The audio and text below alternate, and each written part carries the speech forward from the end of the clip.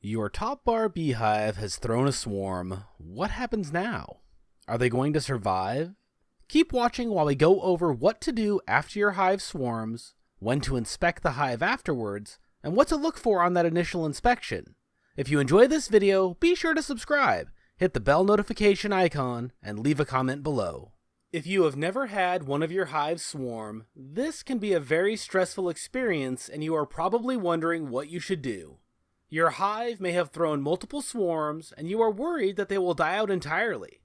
Mostly, you just want to know what to do next. First, we need to understand why a hive swarms.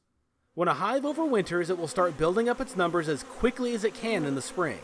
The queen will produce waves of new workers and the largest number of drones that your hive will have during the year.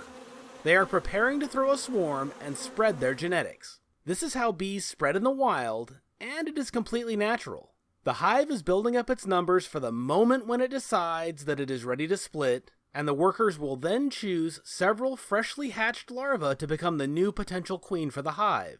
They feed these larvae large amounts of a nutrient-rich gel that is not at all surprisingly called royal jelly, and they will then build a cell around them that resembles a large peanut. If you are inspecting your hive and you see these being formed, or the completed capped queen cells, you know that your hive will soon be swarming. In our last hive inspection video, we had seen these cells and tried to find the queen to force a split. However, the hive was entirely too full and we couldn't find her. Sure enough, a week later, the first of 4 swarms left the hive. The existing queen and about half of the workers gorged themselves on the honey stores the hive had built up, and then left the hive in a roaring cloud to spread their survivor genetics. It is easy to get discouraged when your hive throws a swarm. There is no guarantee that they will recover, and when you are first starting out beekeeping, there are few things more discouraging than losing a hive. Many people will avoid letting their hives swarm at all costs, and that is easy to understand with the loss of production that will certainly happen, and the loss of a hive that can happen. However, there are several reasons to let your hive do what comes naturally and swarm in the spring. The biggest reason is to allow there to be a break in the brood cycle. Once the queen cells are capped, the old queen will be leaving the hive in the next week or so and will drastically slow down her laying. Once the queen cells are capped, at around 8 days after the queen egg was laid, the hive will swarm, taking the old queen, half of the worker bees, and many of the drones. The fresh queen, or queens, will begin to hatch out around 9 days later. The first queen to emerge may be allowed to remain and kill off all the other potential queens, or several queens may be allowed to emerge, at which point several smaller swarms may happen. In a best case scenario, the first queen to emerge kills all of the others, and will likely rest for a couple of days before going on her mating flight. This is one of the most dangerous parts of the process, as a queen can get injured or killed on this mating flight and never return, dooming the hive in the process. Should she return, however, she will begin laying nearly immediately.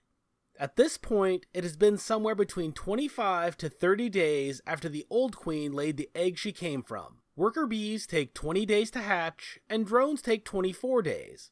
What this means is that right before the new queen starts laying, the brood chamber in the hive will likely be completely empty. This might sound like a bad thing, but in reality it is one of the best things that can happen to a hive. There are several parasites that prey specifically on larvae or freshly hatched bees, and having an empty brood chamber gives them no way to reproduce themselves, thus breaking their cycles as well. The new queen will quickly get to work repopulating the hive, with new workers hatching 20 days after being laid, and starting to forage 22 more days after that. This hive threw 4 separate swarms this spring, and last spring they threw 3. Both times, we were sure that they had lost too many bees and would die out.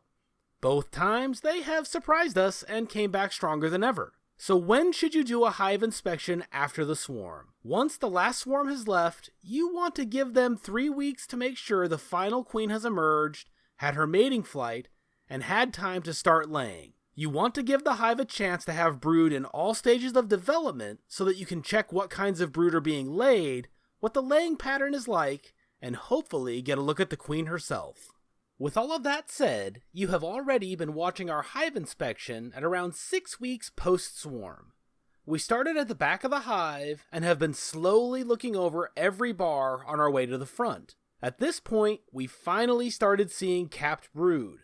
The laying pattern was very spotty, and it was on a bar that had a lot of uncapped nectar, not a very good sign. What you want to see is a lot of brood cells tightly packed together, with the only honey being along the top near the bar.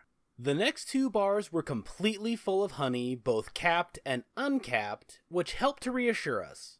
When a fresh queen starts laying, she will often start in an odd place, in our case behind 2 bars of honey, a considerable distance from the main brood chamber. It was good to see that they had that many stores already built up, as the 4 swarms that left the hive would have eaten nearly every bit of honey in the hive before they left. After that, we finally hit the main brood chamber, and it was glorious.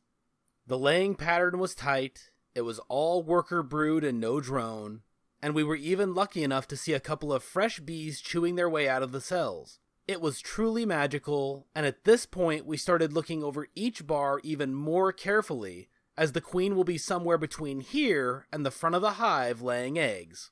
There were several more bars of brood, with the clear majority being worker, and a few drone cells here and there.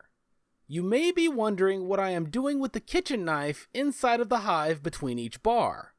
In a top bar hive, the only frame that the bees have to build off of is the guide along the top. As they build their comb, they draw it out all the way to the sides of the hive, and they will attach it there for support, especially in the hot summer months. To be able to pull the comb out, I have to cut it loose from the sides of the hive, or when I pull it out, the comb will be torn apart due to the connections on the walls. When I do that, however, I have to be extremely careful not to kill any bees. There are typically any number of bees running around the edges, including the queen as she moves around the hive. You have probably noticed that I'm not wearing any protective gear, and that is partly because this hive is very easygoing, but also because I have not killed a single bee. Whenever a bee gets squished, it sends out pheromones to the rest of the hive, alerting them that they are under attack. By going slow and being careful, I am able to work the hive with no obstructions between me and the bees. Finally, the magical moment arrived, and we found the queen. Look at this picture and see if you can spot her. She will appear very similar to the worker bees, except she has a much longer abdomen. If you haven't been able to spot her yet, here she is. This isn't just a great picture of the queen, however, as we can see several other really interesting things. Over here, you can see several larvae that are nearly ready to be capped, surrounded by their already capped sisters. Then up here, you can just barely make out a fresh bee chewing its way out of the cell. At this point, I'm going to get everything put back together and close up the hive. You do not want to leave it open for too long, and you especially do not want to leave your queen in direct sunlight for more time than you need. The bees can do a good job of keeping the hive cooled down when it is closed up, but they cannot regulate the temperature in the hive while it is opened up. If this is your first time here on the Hippie Geeks, it would be wonderful to have you subscribe. This channel is all about creating a magical life, one day at a time. If you enjoyed this video, give it a like, subscribe, and hit the bell icon to be notified every time we upload a video. Thanks again, and we will see you on the next one.